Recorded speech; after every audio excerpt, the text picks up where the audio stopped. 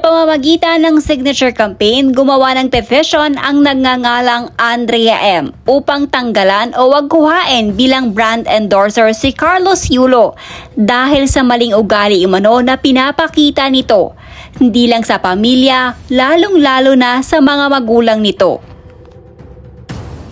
Saad sa sinusulong na petisyon ngayon, bilang isang kilalang tao sa Pilipinas, hindi daw karapat-dapat na kuhain ng brand ang isang katulad ni Carlos Yulo na walang integridad, hindi marunong tumanaw ng utang na loob sa mga taong tumulong sa kanya noong nag-uumpisa pa lamang siya.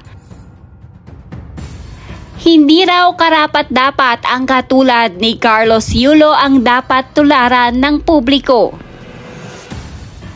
Petition to re-evaluate Carlos Yulo's brand endorsement. Why this petition matters? To all Philippine and international brands, we, the undersigned, call for a reevaluation of Carlos Yulo's involvement in your brand and product endorsements due to concerns about his conduct and values. Carlos Yulo is a renowned Philippine Olympian who has brought pride to the Philippines with his 2 golds in Paris Olympics 2024. However, recent events have raised serious concerns about this role model status and his values. It has come to light that Carlos Yulo's behavior towards his parents and family does not align with the values we uphold as a nation. His perceived lack of gratitude and respect towards those who have supported him throughout his career is troubling and does not reflect the positive qualities we expect from our national figures, icons, and role models.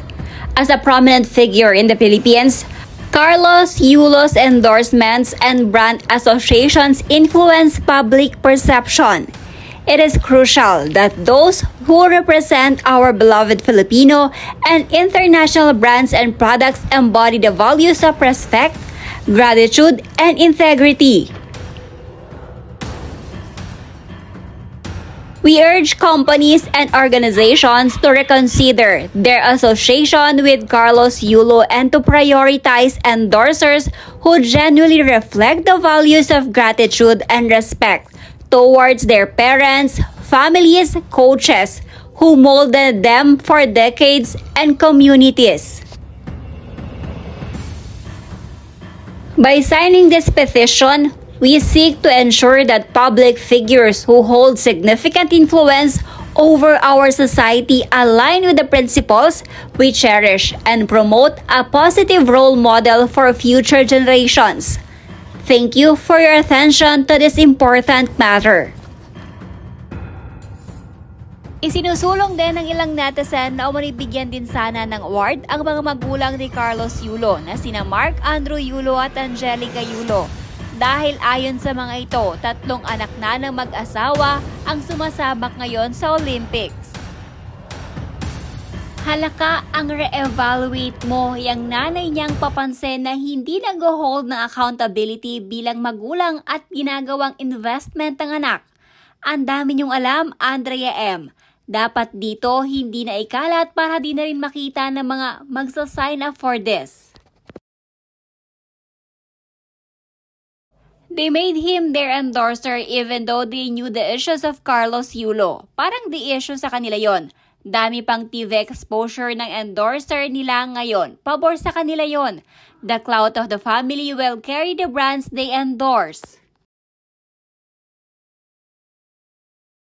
The peak representation of a Filipino values indeed manghihila ng kapwa Pilipino pababa. Just for what? Wala lang. Kasi sobrang taas ni Kaloy eh. Kay hirap umangat sa bansang to. Kahit gaano ka-worthy sa nakuha mo, they will always find ways to bring you down. Anyway, mas madami pa din namang hindi mangmang on this aspect di kagaya ni Andrea M. Still hoping this issue dies down eventually. Kung sino ka mang tanga ka, mukhang wala kang matinong achievement sa buhay. It shows how you find so much time to do stuff like this.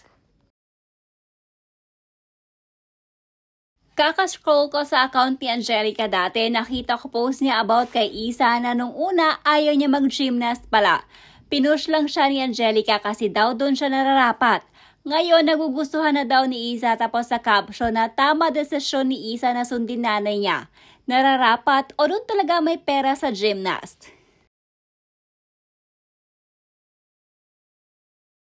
I'd like to thank them because naging prime example sila kung paano maging sobrang toxic ng isang pamilyang Pinoy. I hope the toxicity dies with the boomer generation and some of the Gen Zers. Alam nilang hindi uubra sa younger generations ang katoxican na pinapairal nila. They just can't accept it yet.